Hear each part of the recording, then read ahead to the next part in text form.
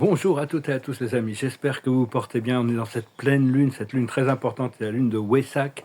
Donc je venais vous saluer aujourd'hui. Je me suis dit je vais communiquer, je vais faire un petit message pour célébrer cette fête de Wessak. Wessak, typiquement, c'est traditionnellement le jour de la naissance du Bouddha, le jour de son illumination et le jour de son départ de la physicalité.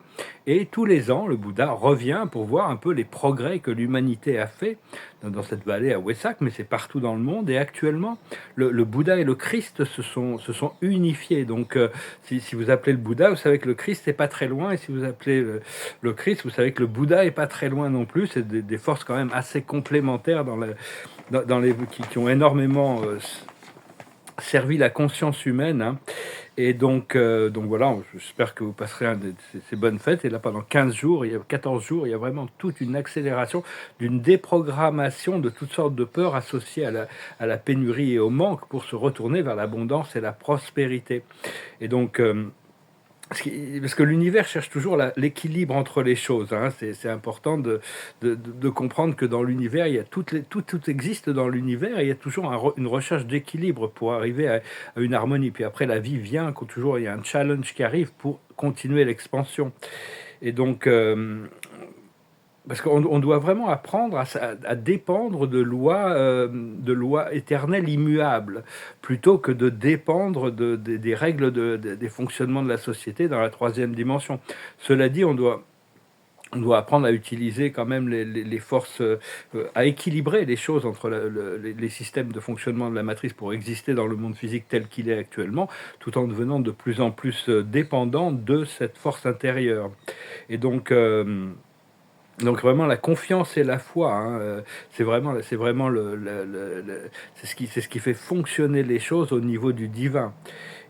Parce que tout est en train d'être transformé actuellement, hein. C'est l'ascension, elle est en train de se passer. Ça fait un bout de temps qu'elle a commencé, même si on n'en est pas conscient, on est complètement déjà en plein dedans, et aussi bien individuellement que collectivement. Et donc c'est important de rester bien centré dans l'esprit, même si de rester bien centré dans son cœur et dans l'esprit, même quand tout va bien, c'est-à-dire de penser à Dieu, même quand on n'a pas besoin de lui. C'est quand même bien de pouvoir continuer à intégrer cette énergie, parce que si on arrive euh, à des situations où on a tout extérieurement et qu'on oublie la connexion au monde spirituel, ça va nous laisser un peu vide à la fin, parce que bon, à cause des distractions du monde extérieur. Donc c'est bien, toutes ces choses du monde extérieur sont extraordinairement agréables et très belles. Il y a plein de belles choses dans le monde extérieur. Cela dit, c'est très important de rester quand même connecté à son cœur. Et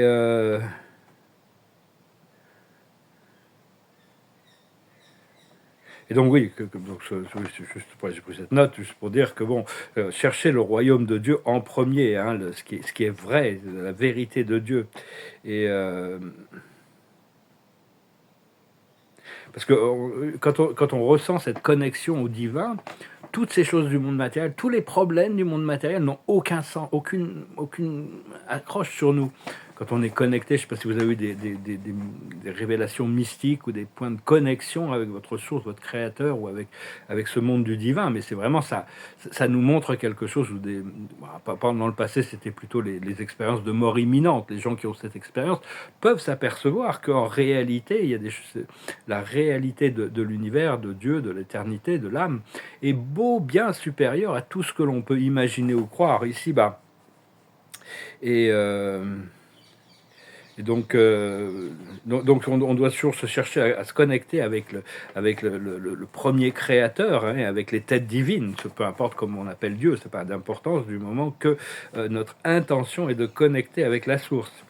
Et par contre, je continue à attraper là de plus en plus maintenant. C'est un peu challenging, mais bon, j'avais plein de pensées inconscientes qui me faisaient m'inquiéter par rapport à des choses matérielles. Alors que maintenant, bon, j'essaye de plus en plus d'attraper ces pensées pour revenir sur la confiance et la foi et l'abondance. Bon, c'est sûr, quand la route est tranquille et que tout va bien, mais quand on est sur une route très étroite avec un précipice et un mur d'un côté et qu'on se retrouve dans la tempête, la foi et la confiance, on a vraiment besoin de foi et de confiance quand on est au bord du précipice.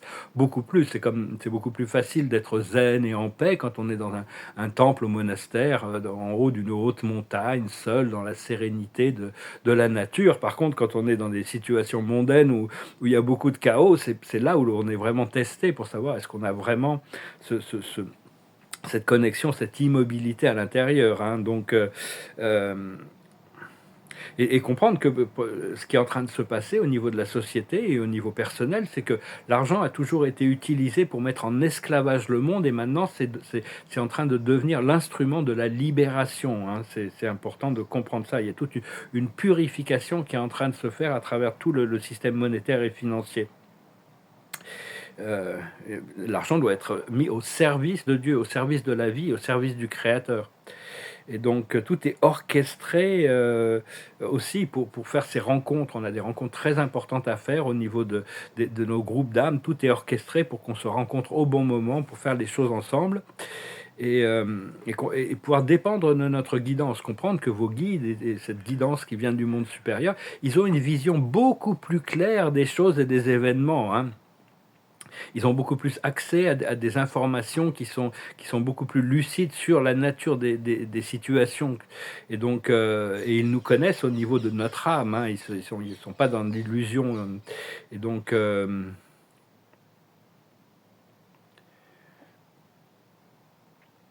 que j'ai marqué là? Oui, je veux dire, c'est important de savoir, d'arriver. Je disais, c'est bien de cultiver des rêves, d'avoir une direction, parce que c'est la moitié du chemin. Si on ne sait pas ce qu'on veut, il faut d'abord le chercher. Il faut savoir qu'est-ce que notre âme veut, qu'est-ce qui va nous rendre heureux, qu'est-ce que l'on recherche dans la vie. Si on a trouvé ça, déjà, on a fait la moitié du chemin. Après, il reste la moitié du chemin pour arriver à vivre ce que l'on recherche. Et l'autre déjà, on peut donc, il y a une autre moitié de la moitié. C'est un peu l'histoire de Achille et de la tortue, la moitié de la moitié, puis de la moitié de la moitié de la moitié. La flèche ne peut jamais atteindre la cible parce qu'elle est toujours à la moitié de la moitié de la moitié du terrain. Enfin bon, l'autre moitié, c'est la gratitude. Déjà, la gratitude de savoir que l'on va recevoir ce que l'on demande. Et, et donc, aussi, il faut arriver à comprendre que la plus haute sagesse, c'est de savoir que l'on ne sait pas par rapport à notre divinité. La sagesse de Dieu, la connaissance de Dieu, la science de Dieu est infiniment supérieure à celle de l'homme. On peut concevoir, si Dieu est le créateur, c'est ses pensées qui manifestent toutes les réalités de tous les univers, le pouvoir de ses pensées et de sa connaissance est infiniment, il détient toutes les clés et les codes de toute la mécanique céleste. Donc de savoir ce que l'on ne sait pas, c'est vraiment une position qui est vraiment extrêmement puissante. C'est la sagesse de Socrate. Socrate, quand il y a un livre de Platon qui parle de ça, qu'il expliquait qu'il avait été, l'oracle de Delphes lui a dit que c'était l'homme le plus sage de Grèce, alors que lui ne savait rien. Il avait qu'une certitude, c'est qu'il ne savait rien. Et donc il a été faire le tour de la Grèce pour essayer de trouver les sages et tous ceux qui avaient beaucoup de connaissances et les scientifiques pour savoir s'il n'y avait pas quelqu'un de plus sage. Et finalement, il est retourné à l'oracle de Delphes et Apollon lui a répondu que la sagesse des mortels étant si peu de choses, de savoir qu'il ne sait pas le rend plus sage que tous ceux qui croient savoir. Donc c'est bien de pouvoir faire le vide et se lâcher prise pour recevoir cette information du monde spirituel et d'apprendre aussi à équilibrer toute cette connaissance, cette sagesse ancienne à l'intérieur de la 3D. Il y a toutes sortes, il y a des choses que l'on doit faire pour pouvoir obtenir ce que l'on veut, pour faire que les choses fonctionnent dans le monde de la société actuelle, tout en équilibrant, c'est-à-dire pour gagner gagner les parties que l'on a besoin sans qu'il y ait de perdants, et tout en équilibrant avec le champ unifié. Mais là, on a déjà gagné en réalité, parce que c'est. Mais enfin, on doit équilibrer les deux forces. On doit équilibrer notre intelligence mortelle et l'intelligence supérieure qui nous guide vers une sagesse pour arriver à trouver cette intégration, cet équilibre. Et, et essayer d'enseigner par l'exemple, enfin déjà de montrer l'exemple. C'est Schopenhauer qui disait, moi je vous explique la plus haute philosophie, mais me demandez pas d'être un modèle de ma propre philosophie, j'en suis incapable. Donc c'est bien toutes ces théories, toutes ces idées, mais bon, on doit pouvoir les intégrer pour les devenir, les incorporer dans notre expérience et continuer à avoir une attitude éthique. Hein. L'éthique, c'est très important. C'est Spinoza qui a écrit un livre qui s'appelle L'éthique. Et donc c'est vraiment arriver à l'éthique, c'est une conscience morale, c'est d'arriver à trouver l'équilibre sur les choses. C'est aussi assez mystérieux, je voulais parler de ça, je en discuterai dans une vidéo future.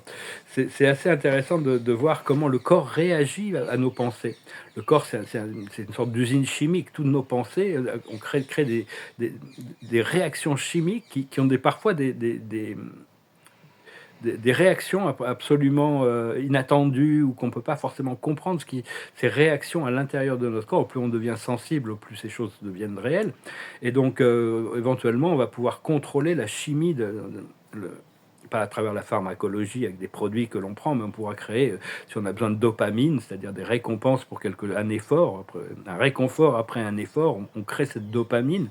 Si on a besoin de sérotonine, comme pour si on a besoin je sais pas, d'oxytocine pour créer des liens ou des endorphins pour trouver ce bonheur ou de la déméthyltryptamine qui nous connecte au plan supérieur. Notre cerveau, éventuellement, va pouvoir prendre le contrôle de toute notre chimie intérieure. Beaucoup de gens travaillent avec de l'adrénaline. Hein. L'adrénaline, c'est pas génial. Enfin, moi, j'aime pas trop.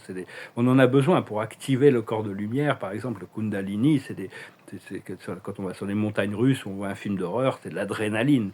Beaucoup de gens se nourrissent de cette peur. Mais enfin bon, moi personnellement, je m'en éloigne un petit peu, mais enfin bon, il va y avoir il y a toutes sortes de composés. Le corps humain est extrêmement complexe. On va pouvoir, je sais pas si vous remarquez des fois des réactions chimiques, des réactions physiologiques, qui se passent à l'intérieur du corps, qui sont assez mystérieuses. Éventuellement, on pourra avoir plus de contrôle. Je me posais un peu la question hier sur l'habilité à mon corps de fabriquer et de libérer certaines molécules, parce qu'il y a le monde de la chimie, le monde de la physique et le monde de la biologie. Tout ça est quand même assez intégré.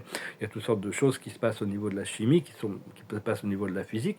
Et il y a des compréhensions qui vont arriver, avoir besoin d'expliquer, de comprendre des équations qui ne sont pas encore révélées, qui n'ont pas été comprises mathématiquement, entre la physique quantique, la physique terrestre et la physique cosmique. Il y a des lois complètement différentes. Quand on les observe, ces choses ne fonctionnent pas du tout pareil. Enfin, il y a toutes sortes de révélations qui vont arriver. Les équations vont descendre. L'esprit m'avait expliqué ça. Comme quand Einstein a reçu E égale mc2, c'est pas une réflexion mentale. Il a reçu ça de son esprit. Et donc c'est bien aussi de savoir que l'on peut appeler, d'appeler les maîtres, mais enfin des fois j'étais en train de travailler sur mon alignement, ma guérison. Je me suis dit, je vais appeler le groupe arcturien. Puis après je me suis dit, tiens, je voudrais bien aussi appeler le groupe des Pléiadiens. Donc j'ai appelé l'Alliance Pléiadienne Arcturienne. Puis je me suis dit, bon, je vais peut-être appeler un maître ascensionné aussi. Et puis là, je me suis aperçu que tout ça, c'est tellement vaste, le monde spirituel. Quand on ne sait pas, on se tourne vers Dieu, la source, parce que ça inclut tout. Et lui nous ramène sur l'énergie, la personne, l'entité qui va pouvoir nous guider le plus correctement par rapport à ce qu'on a besoin dans le moment. Donc il y a vraiment toute une ouverture du monde de l'esprit. Au plus on s'ouvre, au plus l'esprit va répondre à notre alignement. Hein. Donc suivez votre guidance intérieure.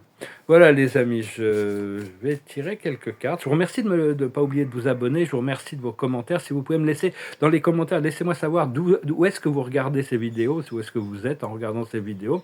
Je vous remercie de partager. Je vous remercie pour vos likes. Je vous remercie pour vos dons. Si vous voulez parler d'art ou si une consultation privée, vous pouvez m'envoyer un email. La carte de la journée, c'est l'illumination. Voilà, ça y est, on y est. Hein. On est vraiment avec cette nouvelle lune de Wesak. Le Bouddha est là. Hein. Donc le Bouddha, c'est vraiment, il nous enseigne l'illumination. C'est un grand sage. Il n'a pas même plus besoin d'une force extérieure. Il a trouvé cette illumination. Le Christ nous rappelle l'union avec la source aussi. Hein. C'est des forces qui sont assez complémentaires des maîtres ascensionnés. Avec Mohammed, qui est quand même le prophète de Dieu, sont les trois grandes figures. Il y en a énormément d'autres qui ont marqué l'humanité pour apporter des formes de spiritualité, pour pas qu'on oublie Dieu, hein, c'est le but, c'est de ne pas s'oublier soi-même, oublier notre... La sagesse de la journée, c'est le nouveau départ. On a vraiment, ça y est, avec cette pleine lune, il y a un nouveau départ qui se fait, et puis la prochaine lune va vraiment ancrer je sens des manifestations physiques très différentes. Ce qu'il faut comprendre, c'est la liberté. La liberté. Tout le monde recherche, ça demande des responsabilités aussi. La liberté, ça veut dire assumer la responsabilité de nos pensées, de nos mots, de nos actions. Ce qu'il faut faire, c'est le bonheur. On a une belle carte aujourd'hui. Hein. Ce qu'il faut faire, c'est continuer à cultiver le bonheur. Et l'aboutissant, c'est les bénédictions. Hein. On peut pas demander mieux que ça. On peut pas demander mieux. Je vous remercie pour tout. Je vous salue. J'espère que vous passerez que vous intégrez les énergies de cette pleine lune avec les bénédictions de Wesak. Je vous dis à bientôt. Namaste.